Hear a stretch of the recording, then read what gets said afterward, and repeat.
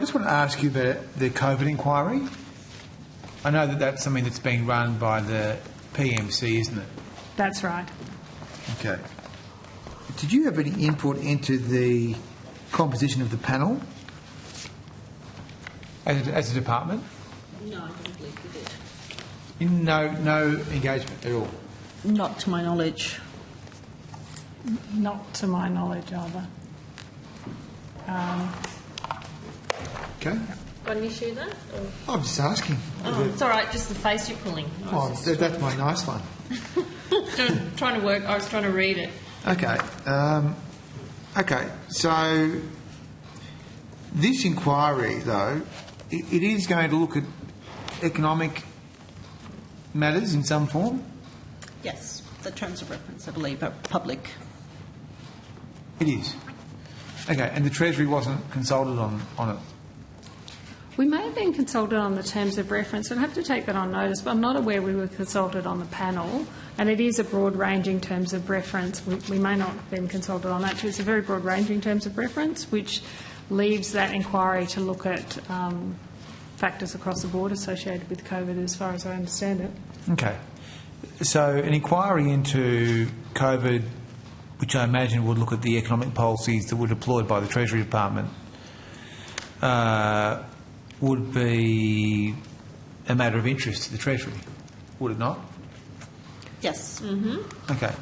So I just wanted to ask you about one of these appointments, Dr. Angela Jackson, who'd said that, quote, if the OECD appoints Matthias Cormann as its next head, it will weaken the institution. Said of Malcolm Turnbull, what a shameful PM, and that he'd made himself a laughingstock. This is the person that has engaged very heavily in a character assassination of various Liberal Party people over the time, but was appointed to review the economic policies of that period. Do you think that's an appropriate appointment? I have no doubt that the three appointments of eminent, and very well qualified individuals will conduct their work in accordance with the terms of reference and in a very professional and appropriate capacity. Do you think this inquiry will look at JobKeeper?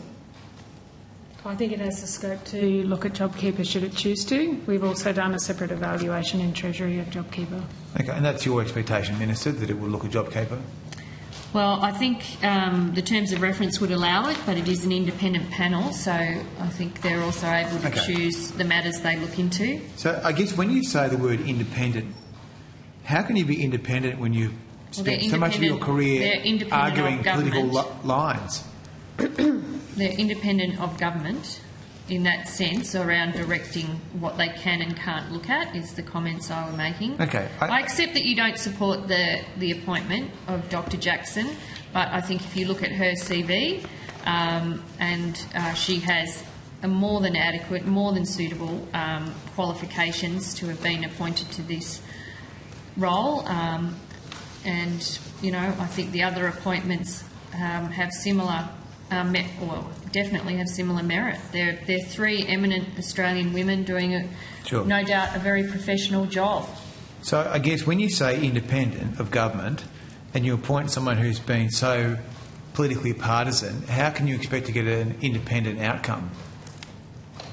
Well, I have no doubt, I go back to my first answer, which is that the panellists, as appointed, I have no doubt they will do a very professional job and conduct themselves in appropriate ways in accordance with the terms of reference. Okay, well, I'll take you to one of the details here then, because I think everyone agrees this inquiry would have to look at JobKeeper in some form.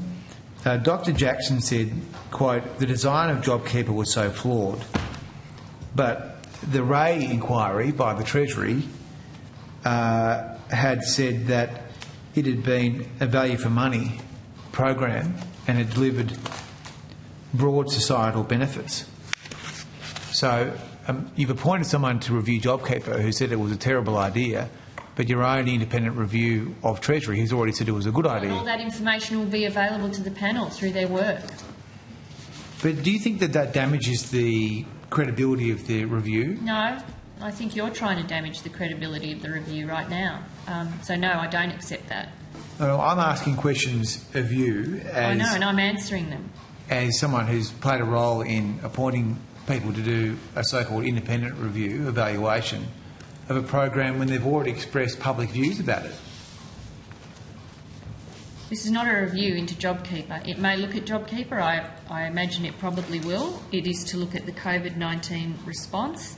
It's an independent panel. People have incredibly extensive experience in all of the areas required, whether it be public health, social services, economic policy, and I have no doubt the three panellists will do an excellent job, and I think you should wait until the review, frankly, is finalised before you try and tear it down. Well, let's see, but we won't take any of the recommendations it makes about JobKeeper very seriously because of the statements that have already been What made. if it says it was excellent? Will you take that seriously? The appointment is already, or the... This is how ridiculous this conversation is. Well, it's not a ridiculous conversation. It I mean, is. this person's already said it was a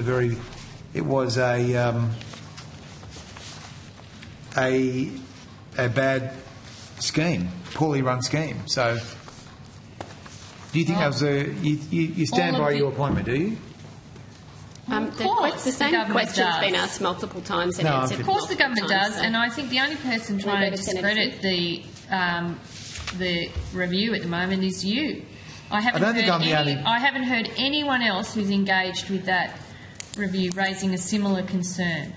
Well, I don't think I'm going to be the only person. I mean, the reality is you've appointed someone who's already expressed a public view about a scheme which you've now asked them to review.